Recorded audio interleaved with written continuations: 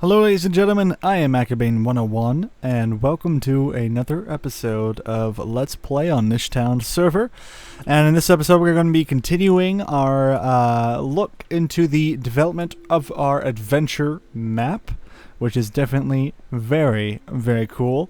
I know I said I'd be doing a Let's Play, and that will be happening, but not in this series anymore. I'm going to be starting a new series next week on the same day, Tuesday, which will be a Let's Play on a server, on the same server that you would see Direwolf20 be playing on.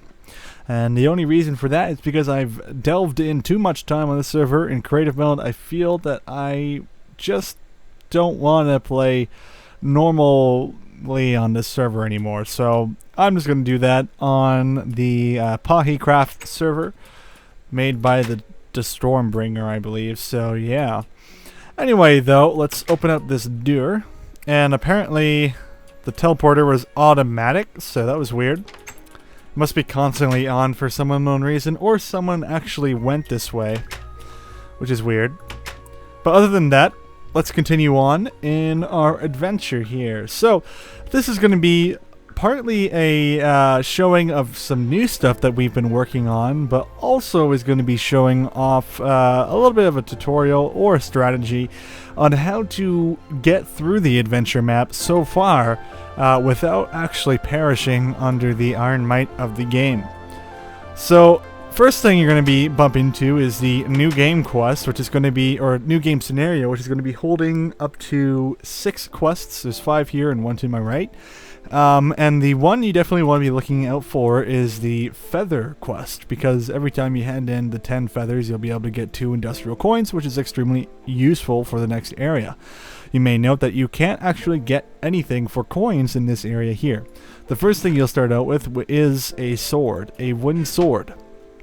So keep that in mind. You can have as many wooden swords as you want, but it's recommended that you just grab 2, and that's all you should really need to get to the next area. You may also notice that at nighttime you can get bones. You can get bones from skeletons and earn yourself things such as leather armor. Your best thing to do is to try and get as many pieces of these as you can. If you actually are lucky enough, you could get the full set with getting enough bones. Now this may actually be changed a little bit to be bone meal instead of bones in the future, because I think, 5 bones is quite a bit for a piece of leather armor. But for now, that's what it is. So if you can, try and get as many bones as you can, and hopefully it's nighttime during that time. So you can exit the starting area, and right at the beginning here you can start slaying some chickens. There are chicken spawners throughout the area, so chickens will constantly be spawning, so you do not have to worry about accidentally killing too many chickens. You'll definitely be able to get a bit of money. Remember that getting money is actually a repeatable quest, so try and get yourself 10 to 20 coins from this area here. Yes, quite a few chickens. There's even a spider jockey out there. And let me just throw that away. You may notice I am still in creative mode, so keep that in mind. Oh, and also, this waterfall has been upgraded a bit, but I will get to that in a little later. Near the end of the video, I'll be showing you something new that we have crafted and created using the utilization of that waterfall and sewer. Yeah, okay, so you may notice that there are a few pigs here. I think someone probably plopped down a pig spawner here not long ago. You can in fact take a boat, but I'm not going to take a boat because I can't stand boats right now, especially on this server. So just keep in mind though, in single player you'll be using a boat to cross the ocean here, and that should have no latency issues whatsoever. And so we'll hop up here. So now we're in the Mudlands, and this is Mudville. The one of the only villages, I believe, in Mudlands. There may be another one in the near future, but this will bring you to the scenario Muddy Situation. So in Muddy Situation, keep in mind that still none of the stuff is actually done yet. We haven't put up any of the trade-off match because we're not entirely sure what we're going to be doing, but you get some sort of an idea. Things like handing in steak and handing in fish will directly support either your funds on how much money you have, or it may get you things such as torches, and torches are definitely very important. You may also get items such as, oh, looks like a zombie is slaughtering some people, so that's not very nice. Zombies. Hopefully they'll mind their own business in the future. But yes, like I was saying, that you may get things like building materials, you may get things like torches, and torches are extremely useful for when you go into dungeons. We haven't shown any dungeons yet, but we have one completed so far. We also have another one that is in the works to be completed. And later on, we're even going to have things such as instances, where you'll be able to teleport yourself or your party to an instance and be able to go ahead and fight off a bunch of monsters and earn yourself some enchanted gear, which is going to extremely help you out in the near future. You'll be able to start doing things such as instances the moment you get iron armor. So keep that in mind. If you get iron armor, you'll be able to handle an instance. Alright, so that's about everything here. Also keep in mind, as a strategy of mine, go to the Fisherman's Guild. As simple as it may be, the Fisherman's Guild's probably the best place to earn money. For the price of 2 coins, you'll be able to get yourself a fishing rod. Right there. Check that out. And then, you'll be able to get 10 fish from that and earn 4 credits. So keep that in mind. You'll be able to earn a lot of credits and be able to purchase yourself iron armor in the next area. So next, if you still have your boat from that dock over there, you'll be able to take it along this way. And if you take it along this way, you'll be able to see there's actually a hut here, and one of the quests will actually lead you to this one hut. When you enter the hut, and keep in mind this is not actually in the hut yet, but there will be at least 3 to 4 quests, and 2 or 3 of them will probably relate to this dungeon. The Peak Falls Ravine. Now you have 2 options here. You can actually go to this docking station here, grab a boat in case you broke your other one, and head all the way over to that dock, which will lead you to Canareth.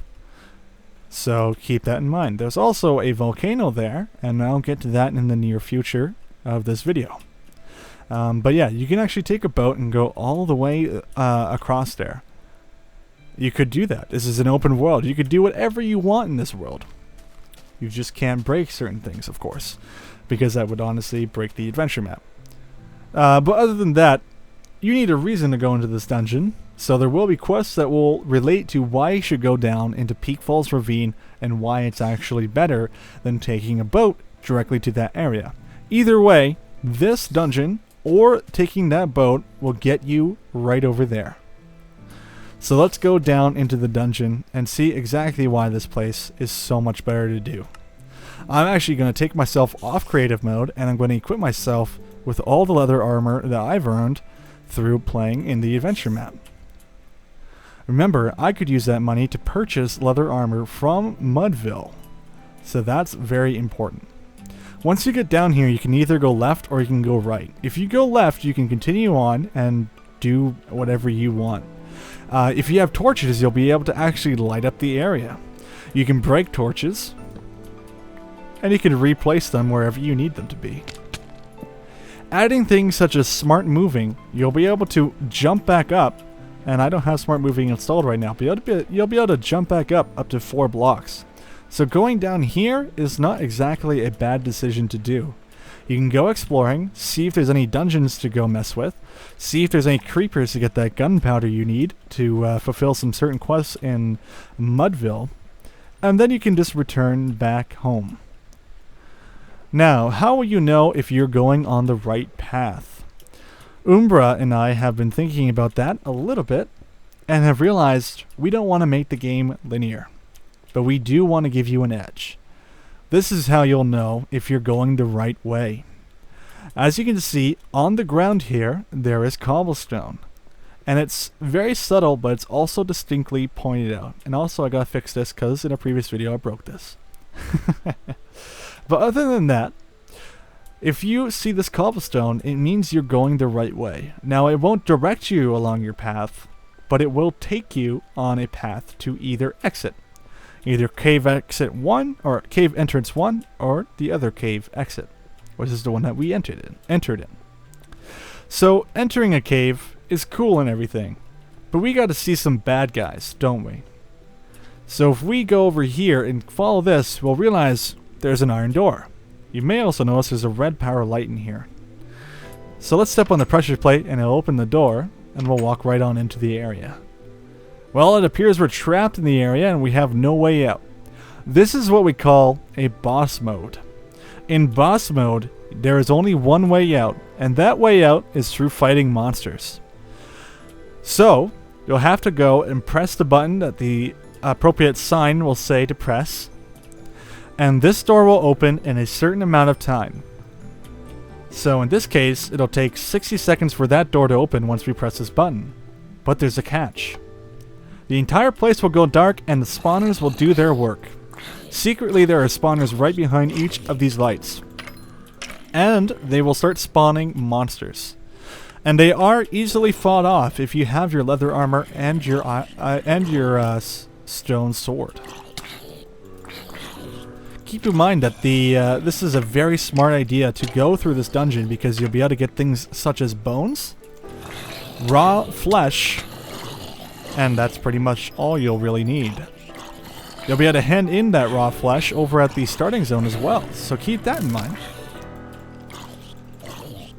You may realize that the importance of bones when playing in this adventure map is extremely useful. Bones are used for a lot of quest rewards right now. They may be changed in the future, but currently right now, bones are the thing that you want to get. That is one of the reasons why you should be playing and going through this here dungeon. And all the dungeons should be successfully beaten if you are not a noob like me and have the proper equipment that we have here. So let me cheat and spawn in another one of those swords. So now the area has been lit up and the door is now open for 30 seconds. Quickly get through it or else you'll be taken down quite easily. Now you may notice that there is a reward box, and that door will close momentarily, so don't have to worry about that guy. When you open the box, you'll get a very special weapon, a stone sword of sharpness 1 and looting 1. This may in fact be better than an iron sword, so keep that in mind. You may also notice that on the walls there are certain things that are just hanging around and ready to mine. Me and Umbra are thinking about making those things to mine respawn over time. So we may use things such as deployers in that manner to allow you to mine things and use them as rewards and get your blacksmithing up to snuff. We're not sure how we're going to do it, but it probably will happen in the near future. So we're going to continue to go along this dungeon, which is all actually made by the server itself. The only thing we really changed is adding a few stairs, as well as adding this awesome cobblestone pathway to always know where you're going. We had a few things like bridges, and we extended the side of this chasm to allow you to get through. This allows players to explore areas that otherwise they wouldn't be able to go to in a normal game of Minecraft. They would have to build their own walkways. In this case, they'll be able to see their own area. Now, down here is actually going to be what we call a glowstone difficulty of play. And why is it called glowstone? Well, that's because it's lit up by glowstone. Just one every now and again. And you'll be able to adventure here in the near future of playing after you get your iron armor. You may also need to work to get diamond armor to be able to fight here. And don't worry, there are zombies that will still be spawning here, so it's not completely safe when you're up top. If you fall, you will possibly die because of the amount of spawning that may happen down there in the near future. So we don't know exactly what is going to be down there yet, but we do know that's going to be a high level area. Right now though, we just want to get to Kynareth. So here we go. We're just about to come up on the exit. And there we go. We finally made it through the dungeon. And look at that. We got 10 rotten flesh and 4 bones, as well as 4 arrows. We may be able to use those arrows for bows later. So that's definitely extremely cool. So now we'll be able to enter the city, and I'll be able to go back into creative mode. So let's go through the tunnel here and see some of the new things that we've been developing in Kinnereth. And yes, I do know that I'm messing up that name a million times, but unfortunately, when I haven't said something enough, I generally can't say it right. So this is one of the new buildings that we'll be able to go into. It's definitely going to be very quest heavy and possibly a guild area. So definitely keep your eye out on this building, and it's going to be very important. And a lot of these buildings were created by Umbra, because he is a mastermind behind buildings and red power, so he knows exactly what he's doing when it goes to building things. There's also a blacksmith with an iron anvil. What does that iron anvil mean? It means he's able to make iron armor. So later you'll be able to, once we add in the trade mats and everything, you'll be able to purchase yourself iron, leather, and stone items that you'll be able to use. And this is going to be the first area where you'll actually be able to buy things like hoes for working your farms, and also things like shovels, and you'll be able to get things like pickaxe. So that's going to be definitely very cool. So keep that in mind. This is the capital of Kinnereth. You may also notice there's this nice little shack here that's kind of built into the mountain, and this is going to be your alchemy area. You'll be able to purchase and create alchemy potions and items. You'll also have quests here where you'll be able to hand in certain alchemy items to help out the alchemist here. Now continuing on, there is another building that you'll be able to do some questing in. One of the main characters may be in this building in the near future. And you may notice that a lot of the doors are already open, and that's just to protect against zombies destroying them currently right now, until we add some certain safeguards. And here's a few other houses that you'll be able to check out. This is a very high, classy area, so keep that in mind. You may also notice that there is an extension to one of the houses we looked at in the last episode. If you click on this button here, you'll be entering a secret area. Maybe something dark and breathery will be down there. So keep that place in mind later on. So you may also notice there is a tunnel down here. Where does this tunnel lead except for to the other side of the mountain? Well, maybe actually we haven't seen all of Kinnereth. What we want to see is the slums. So this is the slums of Kinnereth. The mid-class to the lowest of the low class. This is where crimes will start to happen, where the Assassin's Creed Guild will have friends, and the Dark Brotherhood alike, including the Thieves Guild. And those kinds of factions are going to be trying to hold this turf. This is a very important place, yet a very dark and destroyed place. As you can see, everything is made of either wood or cobblestone, and of course has a bit of glass. But looking outside that glass is nothing but another building. If you look up, you can see that the mid-class are above you, and you can't even see the sky. There's nothing there. There's also a wall that is built over on the side here to protect against zombies and things that could pour into the area. But sometimes the zombies can get through and mess with some of the people here. This is some of the things that me and Uber wanted to work with and make it kind of cool. I remember playing Final Fantasy VII and remembering that the slums of Midgar, well, were slummy. And so this has no exception to that rule. This place is as dirty as it gets, including the inn, where there's literally just beds upon beds. You don't want to live here, but you definitely want to use this place as an advantage point. So people of the Assassin's Creed Guild will be happy to know that this place will be extremely cool in using a lot of lore for the Assassin's Guild, including the Thieves Guild, and they will be entangling in certain kind of turf wars in a way, trying to take control of the lower class of this area. And now you may also notice that there is a mid-class here, And we tried to stay true to a realism fact. All the roads and everything and buildings are completely supported by pillars and things that are attached to the walls. Some of the buildings are even supported by the buildings below them, kind of giving the effect that the lower class is really just not cared about, which is true. They definitely aren't.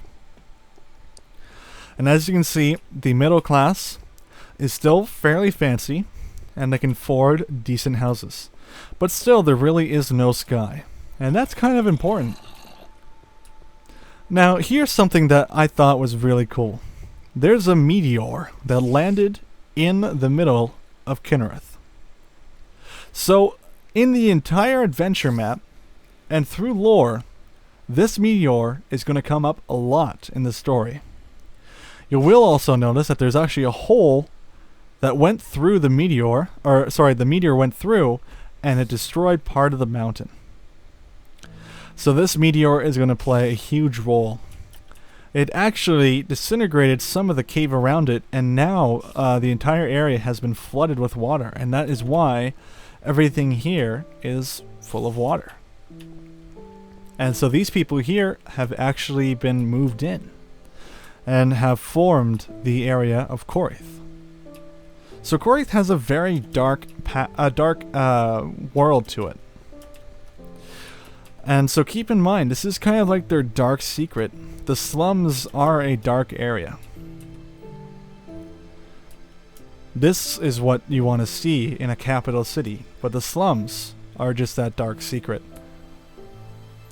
So, definitely going to be looking into a lot of lore in the near future of the adventure map. So, another thing that is really cool, and Umbra has been working on this quite a bit, is there is now, and let's just wait till we get to the sign, a Mages Guild of Kinnereth. So, there is going to be Mages Guild throughout the entire world. And in the entire world, you'll be able to teleport between different areas using the Mages Guild. If you are not part of the Mages Guild, you can actually pay a hefty sum and teleport from one Mages Guild to the next. This is going to be an extremely useful feature for players that prefer fast travel, but they have to earn fast travel before they can even use it. So keep that in mind when you go ahead and join the Mages Guild, or need to find a quick way to go from one area to the next.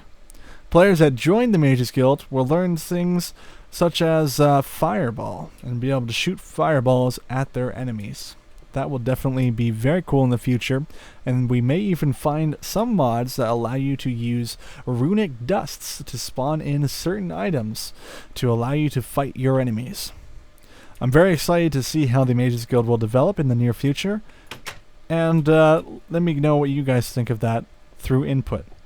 Let me throw that chicken egg over there. So, this is Korith. This is the capital of Korith. And this is one of the biggest places that you'll be able to enjoy when you are playing on your adventure map here. So this is definitely going to be a lot of fun. But there's another thing that has been added, and it's definitely going to be for those smart movers that play the game. Now let me just go ahead and grab ourselves some stone bricks and some iron bars. There.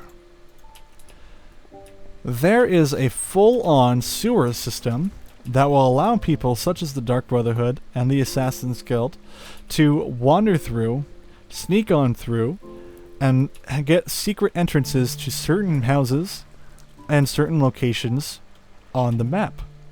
This will be extremely useful for multiplayer play, trying to hunt down other players while thus keeping that sneaking element.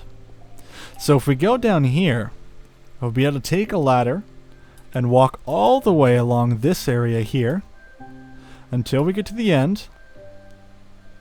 And keep in mind, this is actually going to be a very dark location. Let me actually put it into the normal view that players will have to be playing in to make the map more realistic.